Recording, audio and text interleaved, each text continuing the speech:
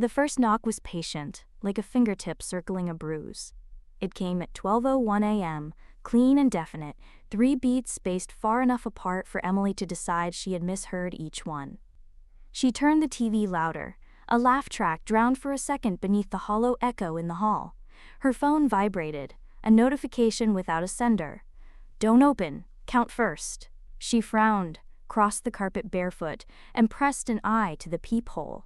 The corridor looked like a mouth with a blown bulb for a missing tooth. Nothing stood outside her door. No shoes, no shadow, no prankster holding a breath. Still, the wood felt warm under her palm, as if someone on the other side was exhaling against it. She retreated 2 steps. The apartment altered with her distance. Frames tilted, the window's reflection lagged an instant. The second hand on the oven clock forgot to tick. The knock came again, closer, inside. She spun. The sound radiated from the coat closet, from the vents, from the sink drain like tiny knuckles tapping steel. Another message popped up. "If you open too early, it wears you like a glove." She swallowed, breath counting itself. 1, 2, 3. A soft scrape dragged across the door, chalk on slate slow. Emily lifted the chain and stopped herself. She wasn't brave, she was obedient. Count first. So she counted objects that hadn't moved since yesterday. 4 mugs, 11 books on the sill, a plant stubbornly not dying.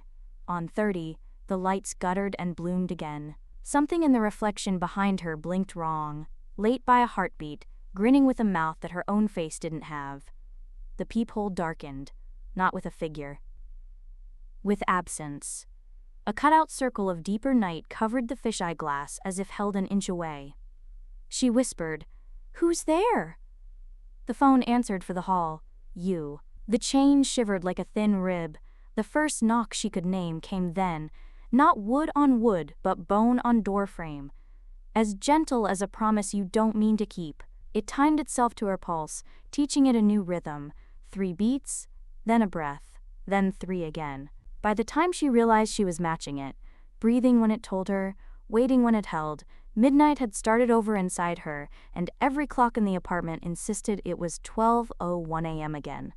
The second night pretended to be ordinary. Emily stacked dishes, answered a coworker's text, watched a video on how to sleep through anxiety. The apartment hummed like a held note. At 12:03 a.m., the note broke. The knocks arrived, not on the door but around it, tracing the jamb, wandering up to the peephole as if a finger were learning Braille from the grain. She leaned close without meaning to. Behind the glass, the hallway looked longer than it did in daylight.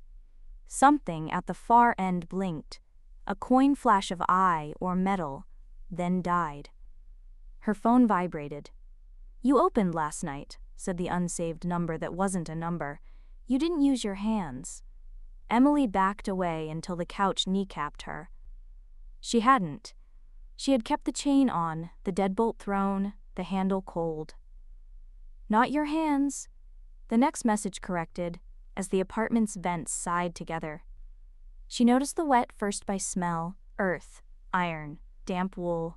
Dark prints pressed themselves into the carpet, one after another, as if feet were stepping into the room out of a place only a degree to the left of hers. They were not shaped quite human, too long at the toe, the arch segmented like a centipede. They didn't approach the door, they came from it, crossed the living room and stopped at her bedroom.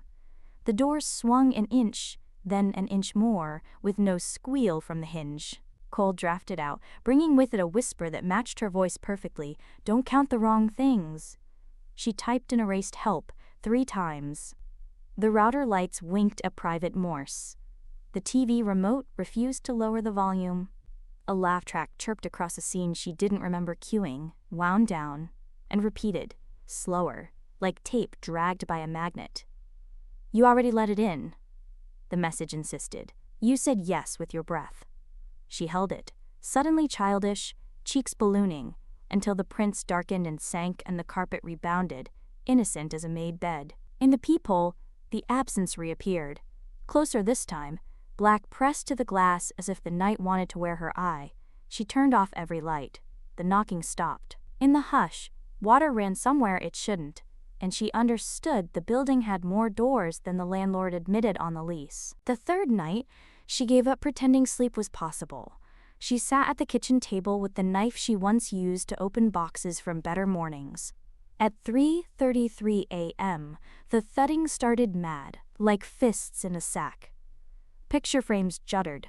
The plant finally surrendered a leaf. Her phone buzzed across the table, somersaulted to the floor, and lay face up, glowing. They get loud when they're excited. Quiet means they're feeding. The walls wore new fingerprints when the lights steadied, too many, too high, overlapping like a crowded choir.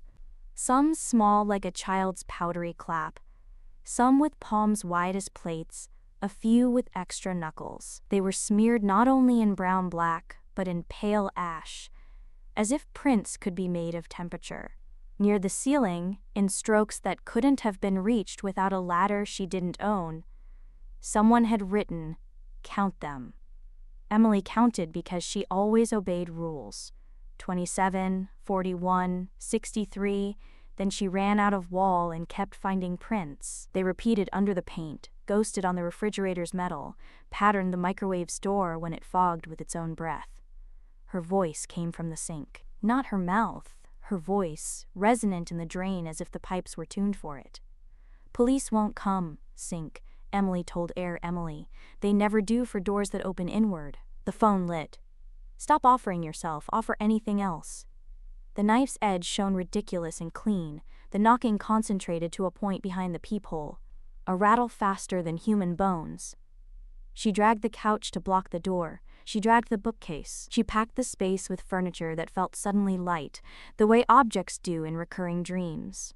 From the hallway came a sound like bare feet, walking on tile after a shower, dozens of them, smacking, departing, returning. The building creaked. Somewhere above, something heavy lost patience and crossed a ceiling on all fours. Emily held the handle as if it could feel comfort. When the peephole dimmed again, she closed her eyes and whispered, "Please."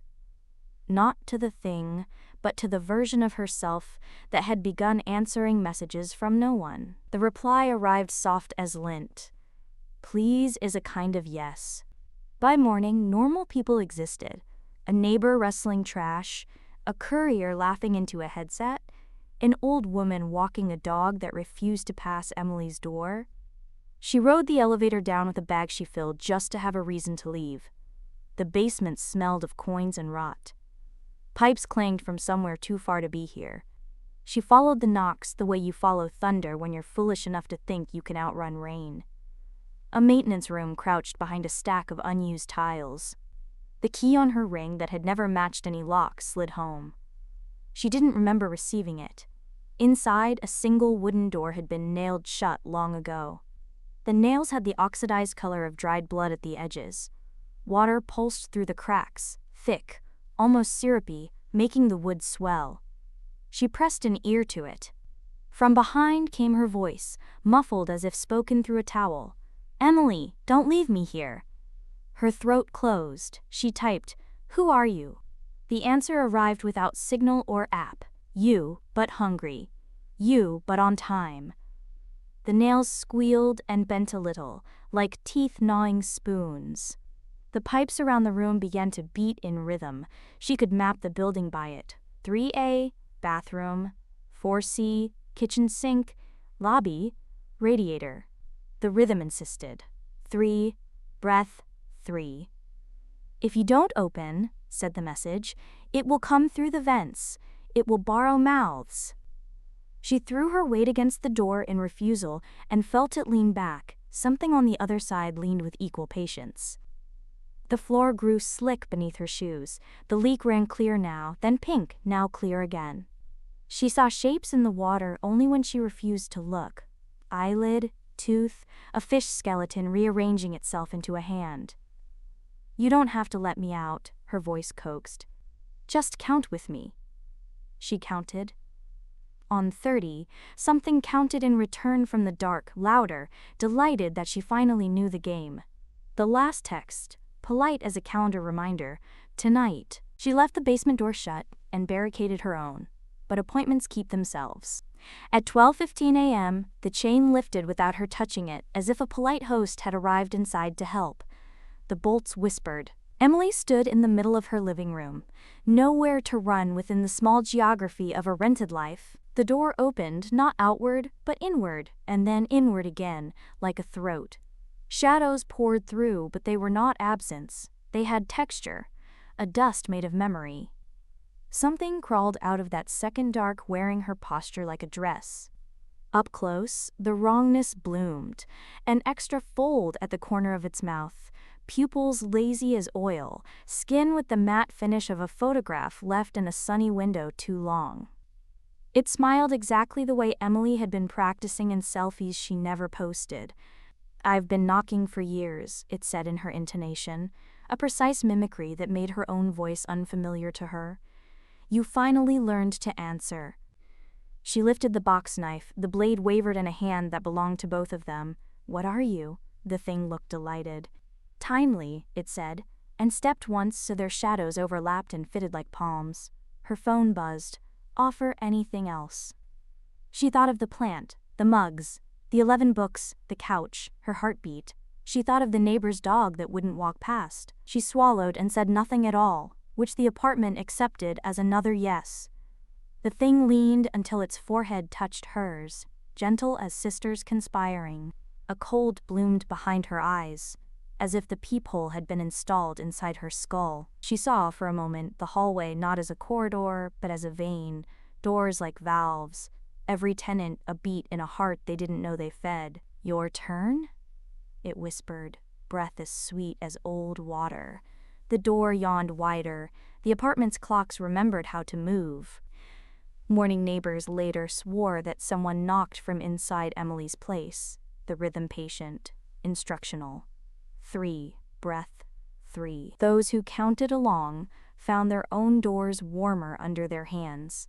The dog learned a new route. The landlord replaced the bulb and wondered why hallway shadows now seemed to have elbows. Emily's phone, shut in a drawer no one would open, buzzed one last time. "Thank you for answering. We are punctual here." In the silence that followed, you could almost hear her counting.